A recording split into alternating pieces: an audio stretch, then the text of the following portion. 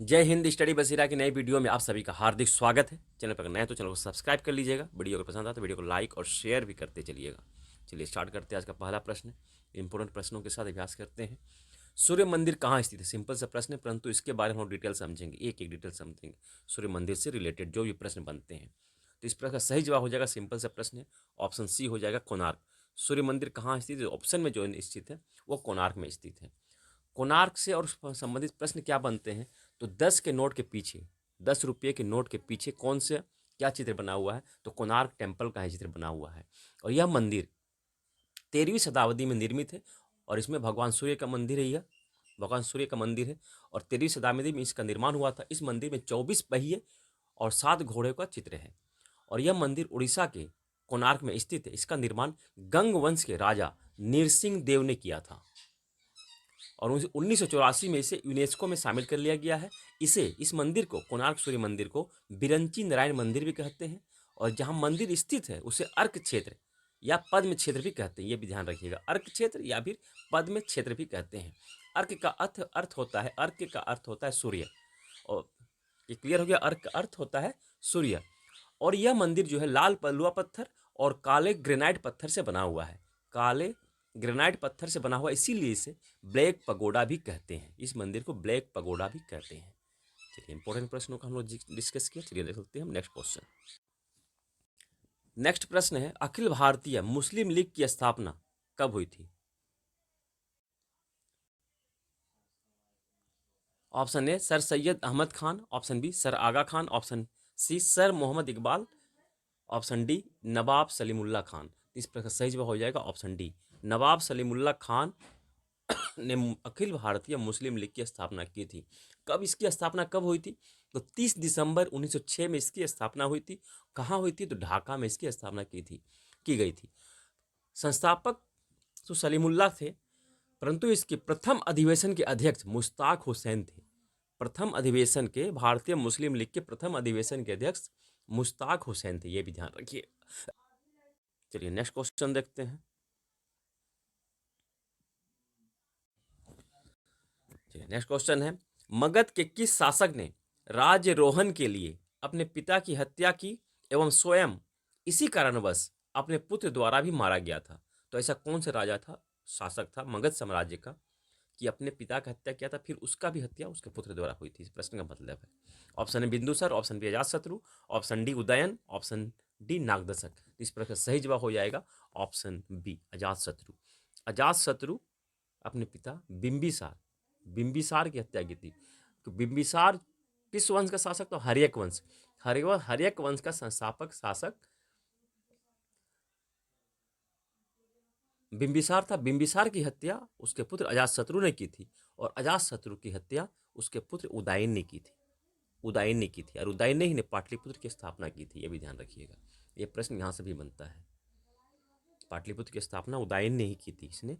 इस तरह से ये प्रश्न बनता है। तो बिंबिसार हर्यक वंश का, ये हर्यक वंश का। और हर्यक वंश का अंतिम शासक कौन था? तो हर्यक वंश का अंतिम शासक नागदशक था। हर्यक वंश का अंतिम शासक। ये कब की बात है? तो 544 से 412 ईसा पूर्व के बीच में हर्यक वंश का साम्राज्य था। 544 से 412 ईसा पूर्व की बात कही जा रही है। बिफोर क्राइस्ट बीसी की बात की जा रही है। चलिए यहाँ से प्रश्न बन गया। चलिए देखते हैं हम नेक्स्ट क्वेश्चन। नेक्स्ट क्वेश्चन देखते हैं। नेक्स्ट प्रश्न है, पृथ्वी की जुड़वा बहन कहे जाने वाले ग्रह का नाम क्या है? Option A Budh, option B Shukra, option C Mangal, option D Arun. तो इस प्रकार सही जवाब हो जाएगा ऑप्शन बी। तो शुक्र ग्रह को पृथ्वी की जुड़वा बहन कहते हैं। तो इससे संबंधित और क्या क्या प्रश्न बन सकते हैं, क्या बनते हैं?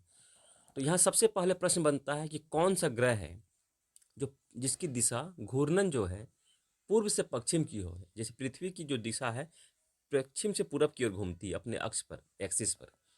तो शुक्र ग्रह है पूर्व से पश्चिम की ओर घूमता है। ये पहला प्रश्न बन जाता है शुक्र के बारे में। और सूर्य की परिक्रमा करने में शुक्र ग्रह को, सूर्य की कंप्लीट परिक्रमा करने में शुक्र ग्रह को 255 दिन लगते हैं और अपने अक्ष पर यानी अपनी एक्सिस पर घूर्णन में इसके 243 दिन लगते हैं, 243 डेज लगते हैं। शुक्र ग्रह को चमकीला ग्रह है। शुक्र ग्रह हमारे सौरमंडल का सबसे चमकीला ग्रह है। शुक्र को सुंदरता की देवी भी कहते हैं और इसे भोर का तारा भी कहते हैं। और पृथ्वी के बारे में समझ लेते हैं। पृथ्वी को परिक्रमा करने में 365 दिन 5 घंटे 48 मिनट 54 सेकंड लगते हैं और अपने अक्ष पर यह घूम जाता है 23.56 में, 24 घंटे समझ लीजिए, 23.56 घंटे में। और पृथ्वी से चंद्रमा के बीच की दूरी 3,84,400 किलोमीटर है। ये इंपॉर्टेंट प्रश्न बन जाता है यहाँ से। चलिए, और पूर्व से पश्चिम घूमने वाले हमारे सौरमंडल में 2 ग्रह हैं, पूर्व से पश्चिम, बाकी जो है पश्चिम से पूरा भी घूमते हैं। तो पूर्व से पश्चिम घूमने वाले कौन कौन ग्रह हैं? ये शुक्र एक है, तो हो जाता है हम अपना ये शुक्र जो ऑप्शन में है, और दूसरा हो जाता है यूरेनस, जिसे कि अरुण ग्रह भी कहते हैं।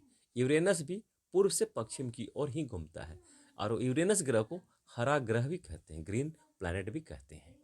चलिए नेक्स्ट क्वेश्चन देखते हैं। नेक्स्ट क्वेश्चन है, नर्मदा एवं ताप्ती नदियों के मध्य स्थित, यानी कि नर्मदा और ताप्ती नदियों के मध्य कौन सा स्थित है? ऑप्शन है विंध्य पर्वत, ऑप्शन बी सतपुड़ा श्रेणी, ऑप्शन सी राजमहल पहाड़ियां, ऑप्शन डी अरावली पहाड़ियां। तो इस प्रश्न का सही जवाब हो जाएगा ऑप्शन बी, सतपुड़ा की श्रेणी नर्मदा और ताप्ती नदियों के बीच स्थित है। यहाँ से किस तरह से प्रश्न बनते हैं और किस किस तरह से प्रश्न बन सकते हैं, चलिए थोड़ा समझ लेते हैं। तो पहाड़ियों के बारे में थोड़ा समझ लेते हैं, कौन सी कहाँ पहाड़ियाँ कौन सी कहाँ स्थित है। तो सबसे पहले समझ लेते हैं। देखिए, मध्य प्रदेश में विंध्याचल यहाँ है, सतपुड़ा यहाँ है, इधर अजंता है, इधर अरावली है राजस्थान में। तो नदियाँ जो बहती है, तो यहाँ प्रश्न बनता है, नर्मदा जो नदी बहती है विंध्याचल और सतपुड़ा के बीच से बहती है, यहाँ से ये बहती है। थोड़ा कलर में दूसरा ले लेता हूँ, नीला ले लेता हूँ ना, नदी के लिए सुविधा हो। यहाँ से बहती है ये नर्मदा नदी, क्लियर हो गया। और ताप्ती नदी जो बहती है यहाँ से बहती है, इन दोनों के बीच से बहती है। तो प्रश्न यहाँ से यह भी बनता है कि विंध्याचल और सतपुड़ा के बीच कौन सी नदी बहती है? तो नर्मदा नदी हो जाएगा। ये नर्मदा है, ये समझ लीजिए नर्मदा है, और ये है ताप्ती, T4 ताप्ती, ये ताप्ती नदी है। यहाँ से इस तरह से प्रश्न बनता है। और सतपुड़ा और अजंता के बीच कौन सी नदी बहती है? तो ताप्ती नदी। ये प्रश्न भी यहाँ से इस तरह से भी बनता है। तो मध्य प्रदेश से निकलती है, इसके बारे थोड़ा समझ लेते हैं, कौन सी नदी कहाँ से निकलती है। तो नर्मदा नदी जो है मध्य प्रदेश के मैकाल पर्वत के अमरकंटक शिखर से निकलती है। मैकाल पर्वत के अमरकंटक शिखर से नर्मदा नदी निकलती है और नर्मदा नदी की लंबाई जो है 1312 किलोमीटर है, 1312 किलोमीटर है। और ताप्ती नदी सतपुड़ा से निकलती है, ये भी ध्यान रखिएगा, सतपुड़ा से निकलती है ताप्ती नदी। मुल्तई के निकट है, बैतूल जिला मध्य प्रदेश का, वहाँ से निकलती है मुल्तई नामक स्थान से ताप्ती नदी, सतपुड़ा से निकलती है। तो यहाँ से कंप्लीट प्रश्न हम लोग देख लिया, एक एक प्रश्न जिस तरह से प्रश्न बन सकते हैं सब कुछ डिटेल हम लोग देख लिया। इसके बाद भी अगर कोई डाउट रहता है, कोई प्रॉब्लम होता है, तो कमेंट सेक्शन में विचार अपने प्रश्न क्वेश्चन जरूर रखिएगा। इसके बाद मिलते हैं फिर नए वीडियो में, तब तक जय हिंद, स्वस्थ रहें, मस्त रहें, धन्यवाद, जय हिंद। और चैनल को अब तक आपने सब्सक्राइब नहीं किया तो सब्सक्राइब जरूर कर लीजिएगा, ऐसे इंपॉर्टेंट प्रश्नों के साथ अभ्यास करने के लिए। जय हिंद।